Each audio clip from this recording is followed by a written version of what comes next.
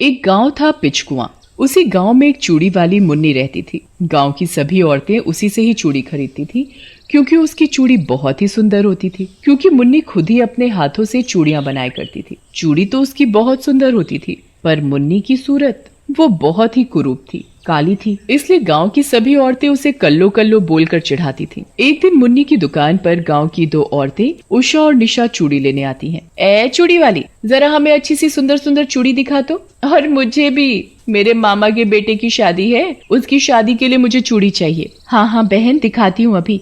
ये देखो, ये चूड़ी तुम पर बहुत ही अच्छी लगेगी। और उषा बहन, ये तुम्हारे लिए, ये तुम पर बहुत खिलेगी।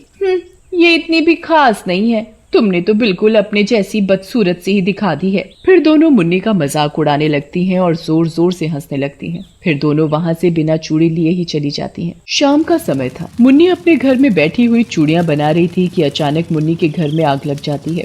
मुन्नी का ध्यान बस चूड़ी बनाने पर था। उसे जरा भी पता नहीं था कि उसके घर को आग ने घेर लिया है। तभी मुन्नी की नजर आग पर जाती है। आग आग, अरे कोई बचाओ मुझे, मेरे घर में आग लग गई है, कोई तो बचाओ। मुन्नी की आवाज सुनकर गांव के सभी लोग वहां इकट्ठा हो जाते हैं। अरे अरे, वो चूड़ी वाली मुन्नी अंदर फंसी है।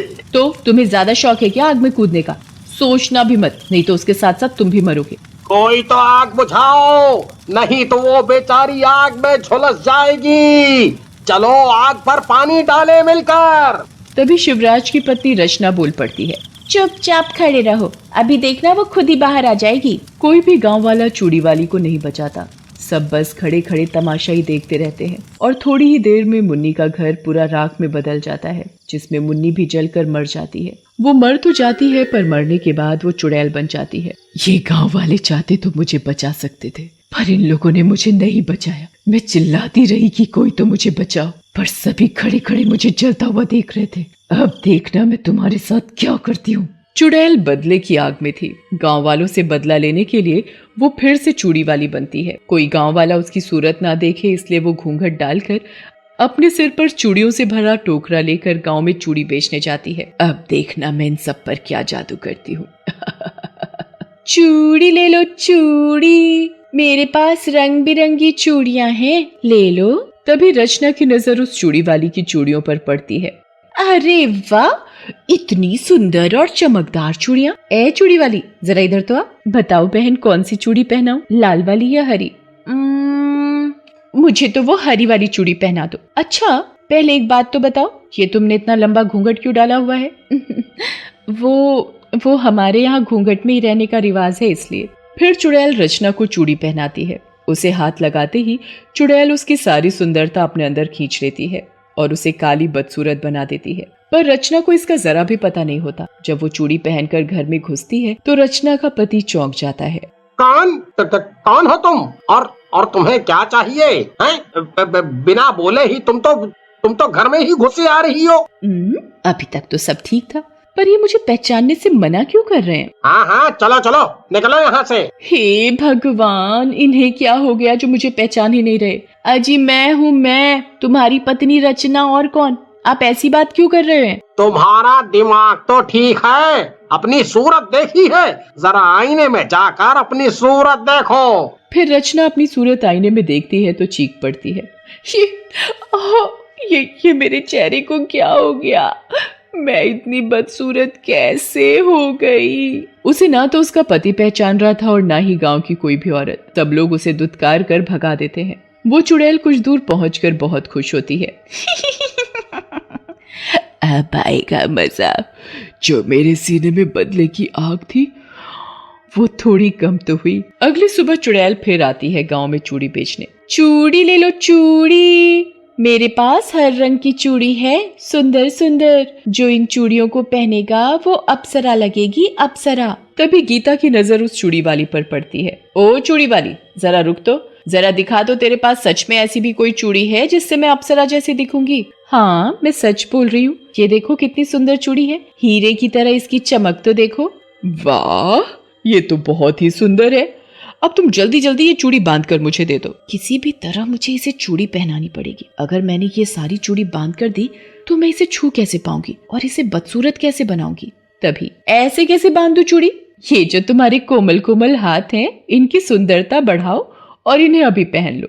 अच्छा ठीक है, तुम इतना बोल ही रही हो तो पहना दो फिर ये चूड़ी। फिर चुड़ैल उसके साथ भी वैसा ही करती है। उसे हाथ लगाते ही उसका सारा रूप अपने अंदर खींच लेती है। मेरा काम अब खत्म, मैं चलती हूँ। एक एक कर मैं उन सभी औरतों को बदसूरत बना दूंगी जो मेरा बहुत मजाक उड़ाया करती थी। अभी जाकर ये चूड़ियां पड़ोसन को दिखाती हूँ और जलाती हूँ उसे। पूजा बहन जरा बाहर तो आओ। क्या हुआ, इतना शोर क्यों मचा रखा है? बाहर आते ही पूजा जब गीता की सूरत देखती है तो बहुत हंसती है। अभी अभी कहीं कीचड़ में गिरकर आ रही हो क्या? तुम ऐसा क्यों बोल रही हो? मैं तो तुम्हें अपनी ये चूड़ियां दिखाने आई थी। तुम तुम तुम तुम किसी चुड़ैल से कम नहीं दिख रही।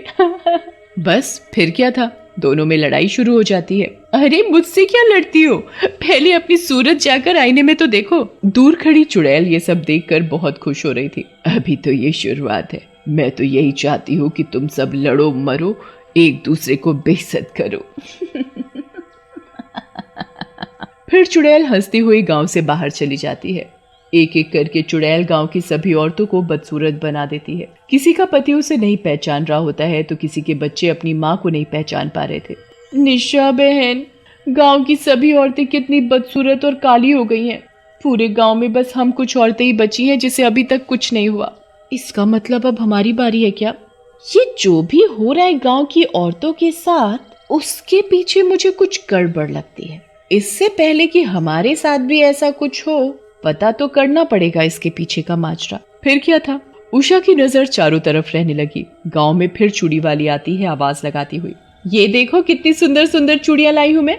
आज मेरी चूड़ियां किसके हाथों की शोभा बढ़ाने जा रही हैं? तभी अंजू, निशा और पूजा मटके में पानी भरकर सामने से आती दिखाई पड़ती हैं। वो देखो चूड़ी वाली, चलो चलते हैं वहां।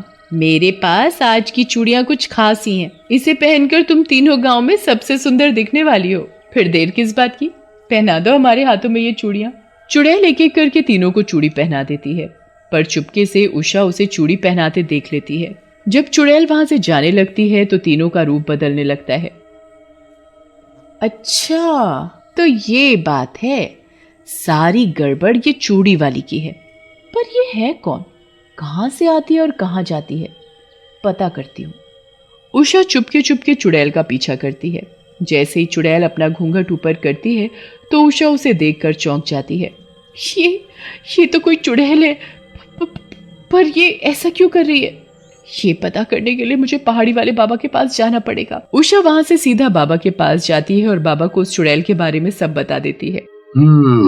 तुम्हें घबराने की कोई जरूरत नहीं, मैं उसे अपनी शक्तियों से भस्म कर दूंगा।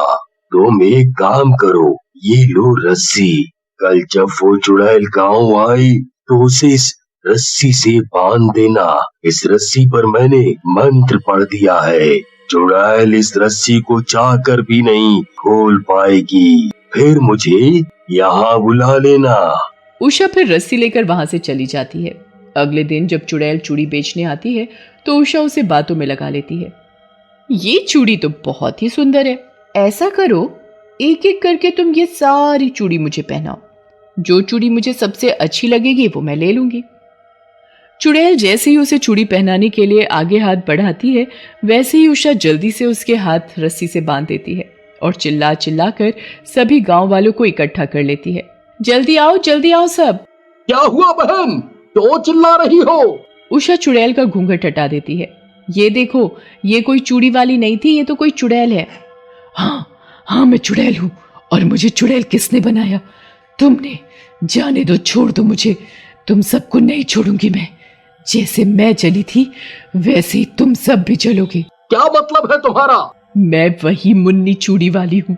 जब मैं जल रही थी, तड़प रही थी, उस समय कोई भी गांव वाला आगे नहीं आया मुझे बचाने, और तुम्हारी पत्नियां मुझे हमेशा चिढ़ाती रही कल्लो कल्लो बोलकर। देखो मुन्नी, जो भी तुम्हारे साथ हुआ वो बहुत बुरा हुआ, पर ये देखो ना, वो आग खुद से लगी थी। इसमें गांव वालों की कोई गलती नहीं है। नहीं, मैं सबको मार दूंगी, जला दूंगी। इतने में उषा वहां पहाड़ी वाले बाबा को बुला लाती है। बाबा अपनी पोटली से भस्म निकालता है और उस चुड़ैल के ऊपर छिड़क देता है। उस चुड़ैल के ऊपर भस्म पड़ते ही चुड़ैल गायब हो जाती है और सभी औरतें पहले जैसी हो जाती हैं।